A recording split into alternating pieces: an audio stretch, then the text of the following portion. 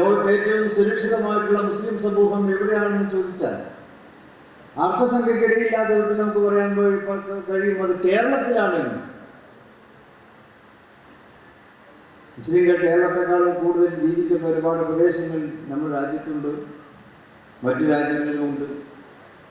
പക്ഷേ അവിടെയൊക്കെ അവർ നേരിട്ടുകൊണ്ടിരിക്കുന്ന കടുത്ത വെല്ലുവിളികൾ, ആഗോള തലത്തിൽ പോലും നേരിട്ടുകൊണ്ടിരിക്കുന്ന വെല്ലുവിളികൾ അനേകവും ചിത്രതയും ഭിന്നതയും അതിലൂടെ പാവപ്പെട്ട മുസ്ലിം സമൂഹം നേരിട്ടുകൊണ്ടിരിക്കുന്നു. ഫലസ്തീൻ അതിന് ഏറ്റവും ഒടുവിലത്തെ ഉദാഹരണമാണല്ലോ. ചരിത്ര പ്രസിദ്ധമാണ്, ചരിത്രം ഉറങ്ങുന്ന പ്രദേശങ്ങൾ. പ്രവാചകന്മാരുടെ ഒരു നീണ്ട നിര തന്നെ ഫലസ്തീന്റെ മണ്ണിലൂടെ കടന്നു വന്നിട്ടുണ്ട്.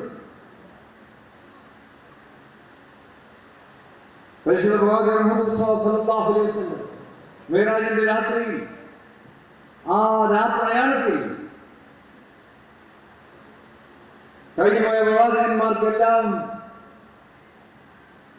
അവിടെ ആദ്യത്തെ വരികയാണ്. പരിശുദ്ധ പ്രവാചകൻ സ്വല്ലല്ലാഹു അലൈഹി വസല്ലമയുടെ നേതൃത്വത്തിൽ നമസ്കാരം നടക്കുകയാണ്. അതുപോലെ ഇബ്രാഹിം നബി അലൈഹി ഇസ്ലാമിന്റെ ചരിത്രവുമായി, മൂസാ നബി അലൈഹി ഇസ്ലാമിന്റെ ചരിത്രവുമായി, ഈസാ നബി അലൈഹി ഇസ്ലാമിന്റെ ചരിത്രവും, ഇങ്ങനെ ഒരുപാട് മഹാത്മാക്കളുടെ ചരിത്രവുമായി ബന്ധപ്പെട്ടുള്ള പ്രദേശങ്ങൾ. ആ പ്രദേശം, അവിടുത്തെ ഇപ്പോഴത്തെ മുസ്ലിം സമൂഹത്തിന്റെ അവസ്ഥ വളരെ പരിതാപകരമാണല്ലോ. ലോകത്തെ ഇസ്ലാമിക ഐക്യത്തിന്റെ അഭാവം നേരിച്ചു കാണുന്നു. വേണമെങ്കിൽ ഫലസ്തീന്റെ ഒരൊറ്റ രാത്രി കൊണ്ട് ഫലസ്തീനെ രക്ഷപ്പെടുത്താൻ ആവശ്യമായ സമ്പത്ത് ലോകത്തെ മുസ്ലിം സമൂഹത്തിന്റെ കൈകളിലുണ്ട്. അതിനുള്ള രാഷ്ട്രീയ ശക്തി ലോകത്തെ മുസ്ലിം രാഷ്ട്രങ്ങൾക്കുണ്ട്. അതിനുവേണ്ട സൈനിക ശക്തി ലോകത്തെ മുസ്ലിം രാഷ്ട്രങ്ങൾക്കുണ്ട്. ഇല്ലെങ്കിലും സ്വന്തമായിട്ടില്ലെങ്കിലും അതൊക്കെ സ്വായത്തമാക്കാനുള്ള സാമ്പത്തിക ശേഷിയുണ്ട്. അമേരിക്ക കടത്തിൽ മുങ്ങിയാൽ അമേരിക്കയെ രക്ഷപ്പെടുത്തുക സൗദി അറേബ്യയാണ്, UAE ആണ്. ലോകത്തെ സാമ്പത്തിക മാന്ദ്യങ്ങളിൽപ്പെട്ട് അമേരിക്ക അടക്കമുള്ള രാജ്യങ്ങൾ പ്രയാസപ്പെടുമ്പോൾ അമേരിക്കൻ പ്രസിഡന്റ് വിമാനം കയറുന്നു, റിയാദിലെത്തുന്നു, സൗദി രാജാക്കന്മാരെ കാണുന്നു. മില്യൺ കണക്കിന് ട്രില്യൺ കണക്കിന് ഡോളറുകൾ റിയാദ് വഴി അവർക്ക് എത്തിച്ചു കൊടുക്കുന്ന അവരെ ബാധിൽ നിന്ന് രക്ഷപ്പെടും. അത്രയും സാമ്പത്തിക അടിത്തറയുള്ള ശക്തിയുള്ള മുസ്ലിം രാജ്യങ്ങൾക്ക്. പക്ഷേ എന്തുകൊണ്ട് ഫലസ്തീന്റെ കാര്യത്തിൽ അവർ കണ്ണു തുറക്കുന്നില്ല?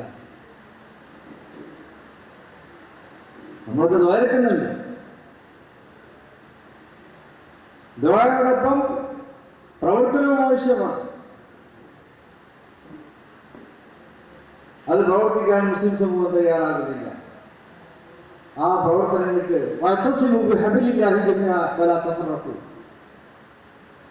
നിങ്ങൾ അല്ലാഹുവിന്റെ പാശത്തെ മുറുകെ പിടിക്കുക എന്ന പരിശുദ്ധ ഖുർആനിന്റെ ആഹ്വാനത്തിന് ഒരുപാട് പശ്ചാത്തലങ്ങളുണ്ട്.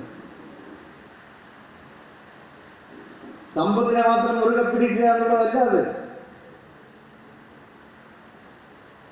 പ്രവർത്തനങ്ങളിൽ ഒരുമിച്ച് നിൽക്കുക എന്നുള്ളതാണ്, കർമ്മങ്ങളിൽ ഒരുമിച്ച് നിൽക്കുക എന്നുള്ളത് കൂടിയാണ്. ഒരുമിച്ച് നിന്ന് പ്രവർത്തിക്കുമ്പോൾ ഒറ്റയ്ക്ക് നിന്ന് പ്രവർത്തിക്കുന്നതിനേക്കാളും 1000 മടങ്ങ് ശക്തിയോടെ നമുക്ക് മുന്നേറുവാൻ കഴിയും.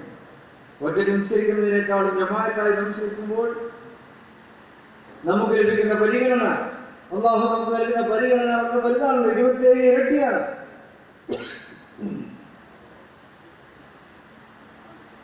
ഒരാൾ ഒറ്റ നിസ്കരിക്കുന്നതിനേക്കാളും 27 ആൾ ഒരുമിച്ച് നിസ്കരിക്കുന്ന കൂലിയാണ്.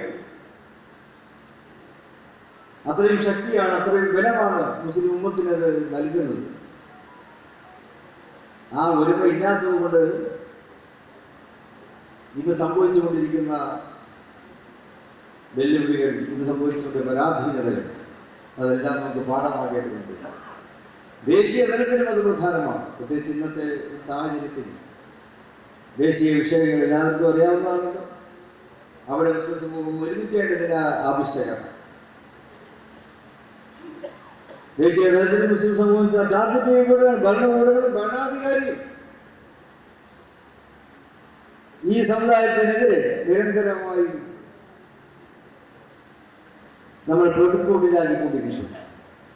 നമ്മുടെ വേഷം അവർക്ക് പറ്റില്ല, നമ്മുടെ ഭക്ഷണ രീതികൾ അവർക്ക് പറ്റുകയില്ല, പള്ളികളും മദ്രസകളും അവർക്ക് പറ്റുകയില്ല. ഈ രീതിയിലൊക്കെ മുസ്ലിം സമൂഹത്തെ വേദനിപ്പിക്കുമ്പോൾ അതിനെതിരെയുള്ള പ്രതികരണത്തിൽ നമ്മൾ കൂടുതൽ ഐക്യം പ്രകടിപ്പിക്കേണ്ട സന്ദർഭമാണുള്ളത്. കൂട്ടായ ശബ്ദം ഉയരേണ്ട കാലഘട്ടമാണ്. മഹല്ലുകളിൽ നിന്ന് തന്നെയാണ് അതിന്റെ തുടക്കം നമുക്കുണ്ടാകേണ്ടത്. ചാരിറ്റി ബിഗിൻസ് അറ്റ് ഹോം എന്ന് പറയാറ്. എല്ലാ ധർമ്മങ്ങളും വീട്ടിൽ നിന്ന് തുടങ്ങണം. നമ്മുടെ വീട് നമ്മുടെ മഹല്ലുകളാണ്.